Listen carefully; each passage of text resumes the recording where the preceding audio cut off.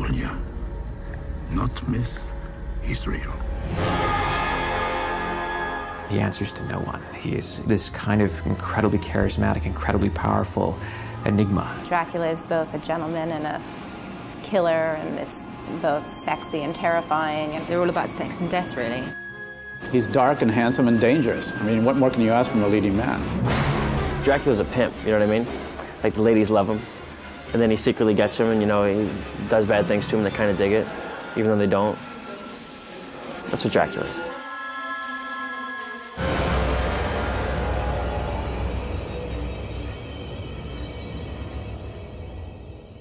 I think the reason that people come to the material of Dracula is because he combines sort of the worst bad guy you can imagine with kind of a combination of sexuality and a lethal predatory nature, and somebody who has kind of been around for a long, long time, as Mick Jagger would write. You know, it's like it's a little bit of sympathy for the devil. And having so many adaptions, you have a freedom to really push the character into an extreme, and at the same time, be faithful to the original. It's like, how do you do something different? And part of that is the fun of having cut, you know, the Scream movies and H2O and stuff, kind of this revisionist horror stuff of saying, okay, well, let's, we don't want it to be campy, but at the same time, you want to have fun with it. You want to be able to take notions of the story and twist it on a modern slant.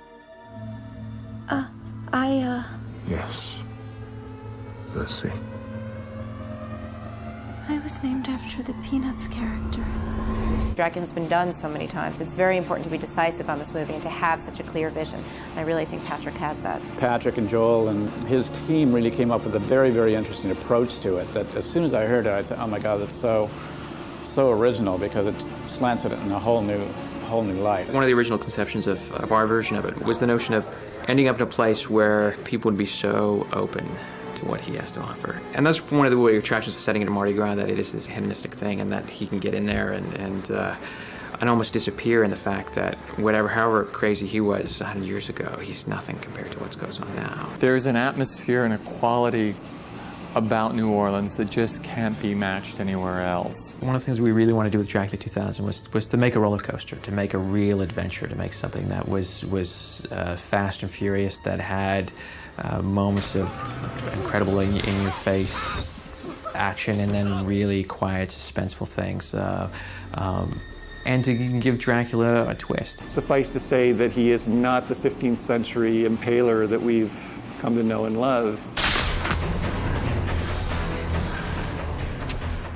Casting Dracula was the toughest of all the roles. A lot of actors were afraid of it, afraid that, you know, people who'd done it so well, Gary Oldman in particular, they all felt had done, you know, such an incredible job that everybody was very, oh, I don't want to go there. 3, 2, 1. Fucking hell. Gerard Butler was one of the very first we auditioned, and I just had an intensity and a fire that was unlike anybody else, and just burned all the way through, that you found yourself being both scared of and drawn to, which is exactly what you want in the character. My first day filming, I went up to the director, and it was like 3 in the morning, and I kind of was trying not to bitch too much. I was trying to seem nice, and I said, I didn't realise, Patrick, we were going to be filming so late. And he said, this is a Dracula movie, Jerry. Did you think we'd be filming days? Fair enough, good point, you know. But if it doesn't look good, then that looks great. Want. That is rocking. Is it nice, eh? You know, we could start something with one. Have you got a matching bangle? When they told me that a Scottish guy was playing Dracula, I thought, huh? What? But Jerry he's amazing. He's like giving and fun and entertaining. Then when he turns into Dracula, he turns into this other being. And it's pretty exciting to watch and be a part of, because he's incredibly sexy, he's incredibly charming, and he's such a hypnotizer. If I were really Lucy, I would have been completely sucked in. Some parts you look at and you don't really have it instinctively. Maybe you have to stretch yourself to play a part. Other parts you just look at and you think, oh yeah, they just feel right, you know. And when I looked at this, I didn't expect that. When I was handed the script, I didn't think I was going to think that, but I read the script and I thought, oh yeah, I could do this. He's very good. He looks marvelous. He's got fabulous eyes, really deep-set, wonderful eyes. And he has a stillness about him which is very good and unusual in one so young. You can't have her. Ever! Christopher was one of the first actors we went to for Van Helsing, and was immediately thrilled at the part, and was like, right away was, yes, I'd love to do it. He was a huge fan of the book, knew all about Henry Irving, who was Stoker's manager, based the look of period Van Helsing on Henry Irving. He's an incredible pro. You know, he's done over 80 films, and it's a real privilege to work with somebody, you know, like that, who can just come in and knows exactly where the camera is, knows exactly what he has to do, and nails everything very quickly. This is my daughter, Mary. I guess there is a link between Mary and Mina in Bram Stoker's Dracula. I think Patrick and Joel have been really clever in making both Mary and Lucy more approachable to a young person today to play. You know, you just relate to them more. The whole sort of vampire myth is about sex, and this, I think, is pretty sexy. Colleen, Justine, Jennifer, obviously the ultimate vampire bride vixens. Colleen has a dancing background, so she was great at all the physical stuff. She was really good at it because the role had some physicality to it. And she wasn't afraid of any of it. She just threw herself to any part of it. It's like, whatever you want, whatever you need. And she could figure it out really quickly. And that was probably one of the best things about it, that she was fearless in anything that we asked her to do. What was interesting is they make these heads, you know, for you, because I get beheaded.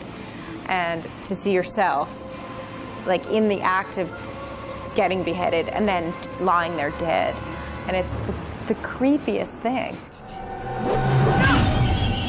It was fascinating when we came up with the origin of who Dracula was. And the whole thing was, what is his last sunset? What is it that made him what he is? What is the last thing he sees? Well, in order for the cross to have a real effect on you, the last thing you would see is the crucifixion. So who are you that silver affects you, that all these things, and who are you? Well, you're Judas Iscariot. You are the betrayer of Christ. It's like, it makes complete sense. It's kind of like, how come nobody arrived at that before?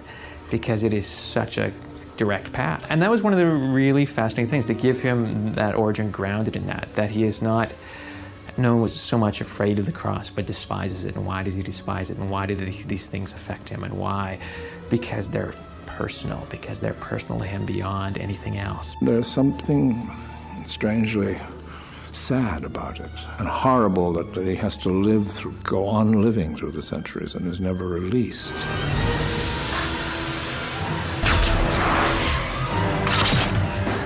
Dracula is an enduring tale. I mean, it's almost like a fairy tale, really. I think it's just always interesting to people. It's most interesting because of the new millennium, and just trying to tell it in a different way for a younger audience. All of the subculture stuff, like the piercings and the tattoos and the nightlife and the craziness, and I realized that this is just, it's a huge cultural phenomenon, and that it's gaining steam, it's not losing steam after 100 years, and it's all based on this one guy. It's that ancient appeal of the book and the vampire. I think is another wonderful classic scary movie.